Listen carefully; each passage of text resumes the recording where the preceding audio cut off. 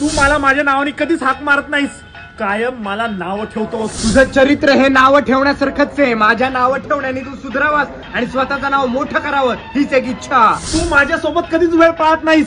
5 मिनिटं म्हणतोस आणि 1 तास वेळ लावतोस. पण वेळेला फक्त मीच असतो. पैसे देण्याची वेळ आली की तू कायम स्वतः पाय काढून घेतोस आणि मला हात पुढे करायला लावतोस. मी पाय ह्याच्यासाठी काढतो कारण तुझा पाया मजबूत व्हावा आणि तुला जबाबदारीची जाणीव व्हावी. तू तुझ्या 4 दिवसांच्या मित्रांसोबत फोटो काढलेस, मैत्रिणींसोबत सावन में पाणी हे असले रील्स केलेत, पण माझ्यासोबत एकही फोटो टाकला नाही. तुझा फोटो सोशल मीडियावर नाही, माझ्या शर्टाच्या डाव्या खिशात असतो, हृदयात जवळ. आज या शर्टाला खिशा नाही.